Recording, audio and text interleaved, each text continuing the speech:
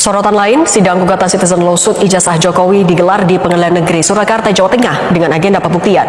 Kuasa hukum Jokowi tengah memikirkan opsi pinjam barang bukti apabila di persidangan diminta menunjukkan ijazah asli Jokowi. Tak seperti biasa, persidangan gugatan citizen lawsuit dipenuhi pengunjung. Melalui kuasa hukumnya, pihak penggugat meminta pengadilan agar dilakukan pencocokan ijazah, sementara pihak Jokowi mempertimbangkan untuk meminjam ijazah dari Polda Metro Jaya. Sendiri atau ke advokat, tim advokatnya?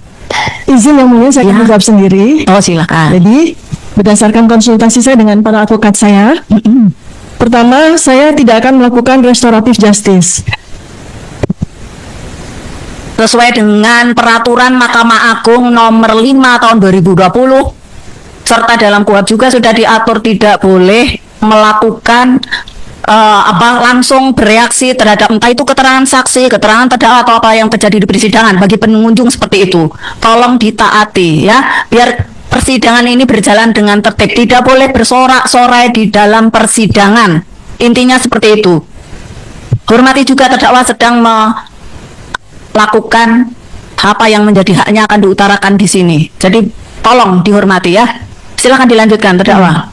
Izin yang mulia, pertama, saya tidak akan melakukan restoratif justice. Ya. Kedua, saya akan melakukan perlawanan. Siap. Ketiga, saya tidak akan menerima plea bargain. Ya. Gitu ya. Siap. Jadi akan mengajukan perlawanan, begitu ya. Yang sama. Perbuatan terdakwa sebagaimana diatur dalam Ancam Pidana dalam pasal 32 junto pasal 48 ayat 1 Undang-Undang Republik Indonesia nomor 11 tahun 2008 tentang informasi dan transaksi elektronik, junto Undang-Undang Republik Indonesia nomor 1 tahun 2026 tentang penyesuaian pidana, junto pasal 126 ayat 1 Undang-Undang Republik Indonesia nomor 1 tahun 2023 tentang Kitab Undang-Undang Hukum Pidana. Jakarta, 22 Juni 2026, Jaksa Penuntut Umum Marcelo Bella SH.MH, ditandatangani. Demikian yang mulia. Itu ya, terdakwa ya, sudah dibacakan dakwaannya. Apakah saudara mengerti? Sudah paham mengerti? Ya, yang mulia izinkan saya untuk berkonsultasi dengan advokat saya. Silakan.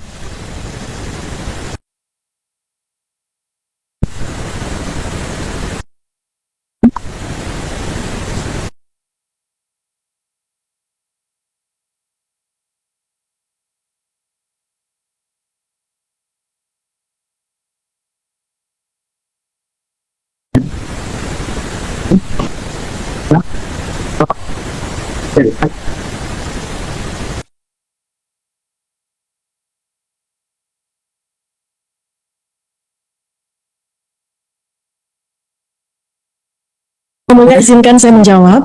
Jadi secara bahasa saya memahami, saya mengerti. Tetapi secara substansi saya banyak yang tidak memahami. Begitu ya.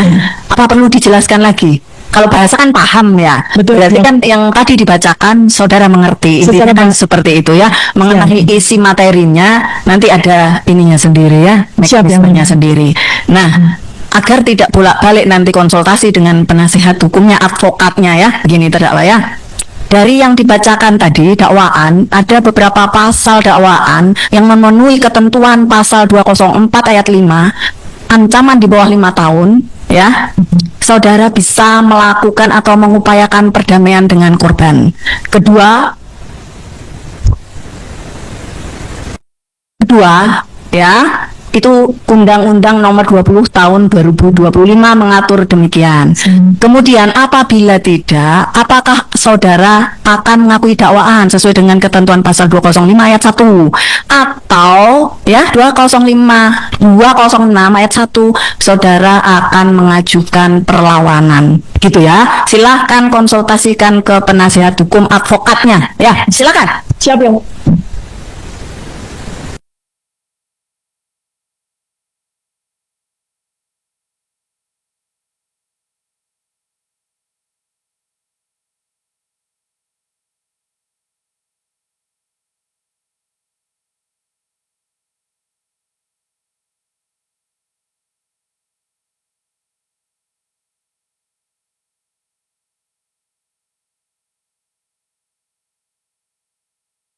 Sendiri atau ke advokat, tim advokatnya? izin yang mulia, saya akan jawab sendiri. Oh, silakan. Jadi berdasarkan konsultasi saya dengan para advokat saya, Pertama, saya tidak akan melakukan restoratif justice.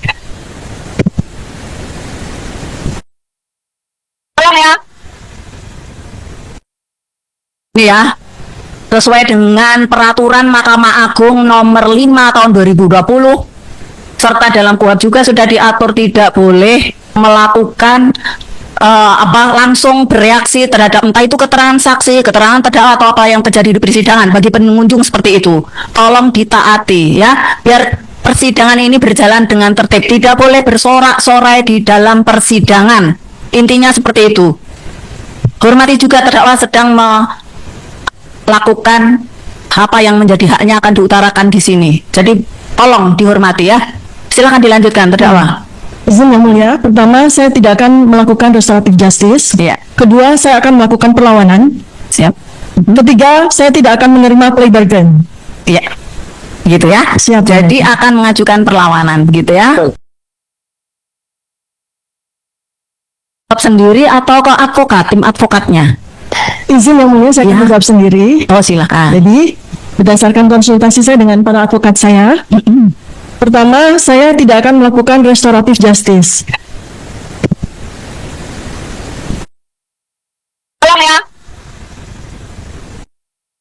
Ini ya, sesuai dengan peraturan Mahkamah Agung nomor 5 tahun 2020, serta dalam KUHP juga sudah diatur tidak boleh melakukan langsung bereaksi terhadap entah itu keterangan saksi, keterangan terdakwa atau apa yang terjadi di persidangan bagi pengunjung seperti itu. Tolong ditaati ya, biar persidangan ini berjalan dengan tertib. Tidak boleh bersorak-sorai di dalam persidangan. Intinya seperti itu. Hormati juga terdakwa sedang melakukan apa yang menjadi haknya akan diutarakan di sini. Jadi tolong dihormati ya. Silakan dilanjutkan terdakwa. Izin Yang Mulia, pertama, saya tidak akan melakukan restoratif justice. Ya. Kedua, saya akan melakukan perlawanan. Siap. Ketiga, saya tidak akan menerima plea bargain. Ya. Gitu ya. Siap. Jadi akan mengajukan perlawanan begitu ya. Sendiri atau ke advokat, tim advokatnya? Izin Yang Mulia, saya akan Ya. menjawab sendiri. Oh silakan. Jadi, berdasarkan konsultasi saya dengan para advokat saya, pertama, Datang kembali kawan-kawan se-Indonesia di sini menjalani tempat kebenaran disampaikan tanpa kedua, fakta diungkap berani-berani dan suara rakyat didengar jernih. Hadirin sekalian pemirsa yang kami hormati, hari ini tanggal 2 Juli 2006 adalah hari yang ditunggu-tunggu oleh seluruh rakyat Indonesia. Hari di mana sidang yang paling ditunggu, paling hangat dan paling banyak diperbincangkan di seluruh negeri akhir digelar. Ya, kita bicara soal sidang perdana kasus Ijazah Jokowi Dodo di Pengadilan Negeri Jakarta Timur. Judul video ini berkata judul "Puas hasil sidang ijazah Jokowi hari ini, keputusan hakim ternyata ijazah Jokowi sesuai harapan publik." Dan hari ini kita akan bedah tuntas apa yang sebenarnya terjadi di ruang sidang, apa putusan hakimnya, dan apakah ijazah Jokowi ternyata benar-benar sesuai harapan publik atau justru sebaliknya. Mari kita simak bersama sampai habis. Bagian konteks kasus sejak kapan ini mulai. Sebelum masuk ke detail sidang hari ini, kita harus pahami dulu dari mana sebenarnya polemik ijazah Jokowi ini bermula.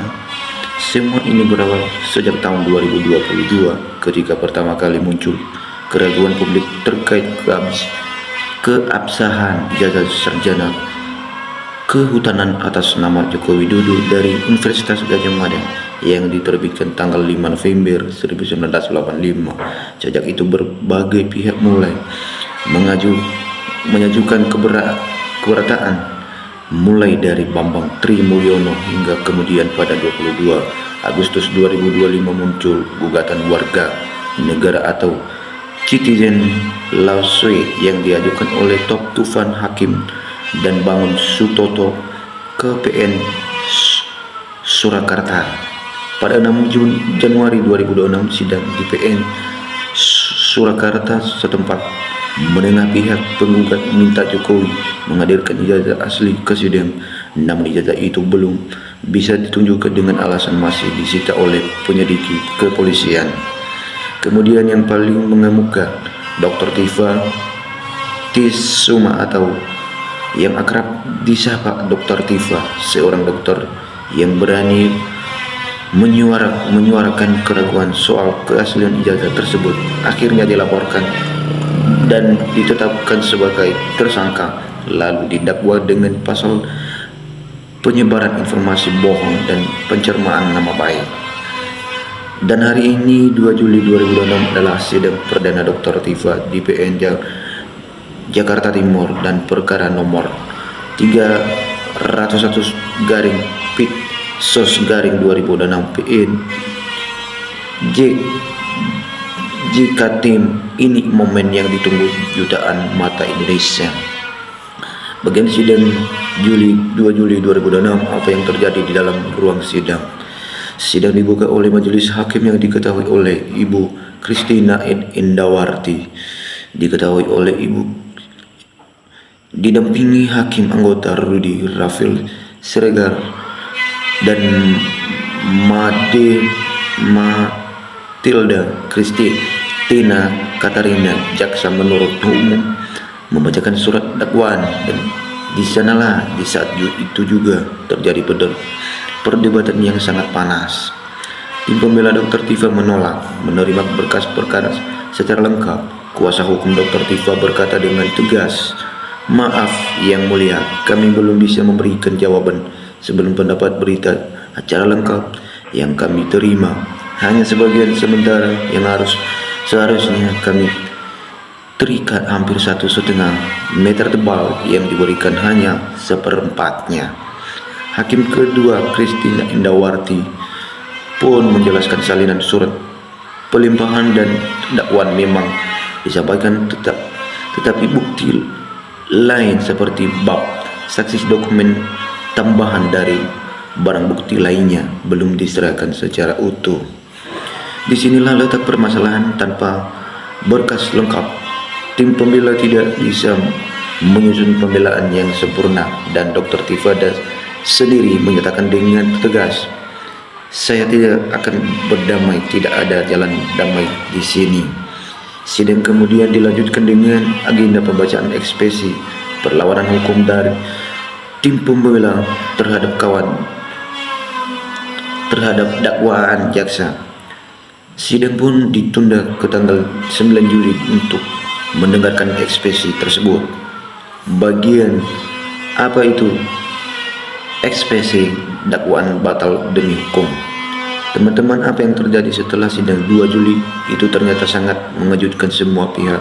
Pada tanggal 23 Juli 2006, majelis hakim kembali bersidang dan membacakan keputusan sela yang luar biasa. Hakim kedua Christina Indawarti berkata dengan tegas, mengadili permohonan tim advokat terdakwa diterima surat dakwaan jaksa penuntut umum dinyatakan tidak cermat sehingga batal demi hukum. Materi perlawanan lain tidak perlu dipertimbangkan lagi. Banyakkan dakwaan yang disusun oleh kejaksaan yang seharusnya rapi, lengkap, dan memenuhi syarat hukum ternyata dinilai tidak cermat oleh hakim. Akibatnya dakwaan batal demi hukum, berkas perkara dan barang bukti dikembalikan kepada jaksa penuntut umum. Seluruh biaya perkara dibebankan kepada negara. Ini adalah kemenangan besar bagi siapa? Bagi hukum yang benar, karena hakim memastikan bahwa proses hukum harus berjalan rapi, cermat, dan memenuhi syarat ketentuan undang-undang. Jika dakwaan saja tidak lengkap dan tidak cermat, bagaimana mungkin kita bisa tetap berharap keadilannya yang utuh? Bagian tanggapan publik sesuai harapan atau tidak? Kembali ke judul video ini, kita sesuai harapan publik. Apa sebenarnya yang diharapkan rakyat Indonesia dari sidang ini? Publik terbagi menjadi beberapa pandangan yang berbeda-beda. Pihak pertama yang menganggap sesuai harapan. Banyak warga yang menyambut putusan hakim 23 Juli itu sebagai langkah yang benar. Mereka berpendapat proses hukum harus bersih, rapi, dan lengkap dari awal. Jika dakwaan saja bermasalah, perkara tidak boleh lanjut. Ini menunjukkan bahwa pengadilan tetap berdiri tegak atas hukum, bukan di atas tekanan pihak manapun. Pihak kedua yang merasa belum sesuai, namun ada juga yang berkata, lihat ijazahnya di mana, keasliannya belum dibuktikan. Betul sekali, karena dikabulkannya eksepsi tersebut, persidangan belum masuk ke tahap pembuktian. Kita belum mendengar saksi, belum mendengar ahli, belum melihat ijazah asli diperiksa di sidang. Fakta dari Bareskrim Polri. Perlu diketahui juga pada tanggal Mei 2026, Bareskrim Polri pernah menyatakan bahwa ijazah atas nama Joko Widodo telah diuji secara laboratoris dan dinyatakan asli. Namun banyak pihak mempertanyakan apakah uji laboratorium itu terbuka untuk umum, apakah transparan, apakah pihak yang mengagukan keaslian ijazah dilibatkan dalam proses pengujian itu yang belum terjawab. Bagian perkembangan terbaru hingga Agustus setelah dakwaan pertama batal, jaksa menyusun dakwaan baru dengan nomor perkara 354-P/B/2006 PN Jikting dan mendaftarkannya kembali. Sidang dijadwalkan ulang pada 6 Agustus 2026. Namun belum selesai di situ. Dr. Tifa juga mengajukan pra-peradilan untuk mempersoalkan pelimpahan berkas tersebut. Dan pada 21 Agustus 2026 PN Jakarta Selatan memutuskan pra-peradilan Dr. Tifa ditolak. Artinya perkara tetap berjalan dan Dr. Tifa tetap berstatus terdakwa. Dia kemudian menyatakan akan mengajukan judicial review ke Mahkamah Konstitusi terkait penerapan pasal yang digunakan dalam perkaranya. Jadi sampai saat ini kasus ini belum selesai, masih berlanjut, masih berproses, dan masih banyak babak yang akan kita saksikan. Bagian mana di publik semua ini, apa yang harus kita renungkan? Mengapa kasus ini belum ini begitu penting bagi rakyat Indonesia? Bukan karena benci atau suka pada seseorang, tetapi karena prinsip kepercayaan publik. Seseorang yang pernah memegang jabatan tertinggi di negeri ini, rakyat berhak tahu dengan pasti apa dokumen yang menjadi dasar kelayakan akademik itu benar-benar sah dan asli atau tidak. Jika ada keraguan, maka harus ada pembuktian yang terbuka, transparan, dan dapat dipertanggungjawabkan secara publik, bukan hanya diuji di balik pintu tertutup lalu keluar pernyataan ini asli tanpa rakyat bisa melihat prosesnya. Itulah mengapa jutaan mata Indonesia menantikan sidang ini, bukan untuk siapa-siapa, melainkan untuk prinsip kejelasan, kebenaran, dan keadilan. Penutup. Jadi kawan-kawan sekalian, kembali ke judul kita sesuai harapan publik. Sebagian ya, sebagian belum. Proses hukum berjalan, kita proses hakim bekerja memperbaiki diri, dan kebenaran sedang diperjuangkan. Tapi satu hal yang pasti, perjuangan ini belum usai, masih ada sidang berikutnya, masih ada pembuktian, dan kita semua harus mengawasi proses ini sampai tuntas. Kami di Menyala News akan terus mengikuti setiap perkembangannya dan akan menyampaikan kepada kalian tanpa tutup, tanpa takut, tanpa memihak. Kita hanya memihak kebenaran. Jangan lupa subscribe, tekan lonceng, dan bagi video ini agar semua rakyat Indonesia tahu. Sampai jumpa untuk bahasa berikutnya.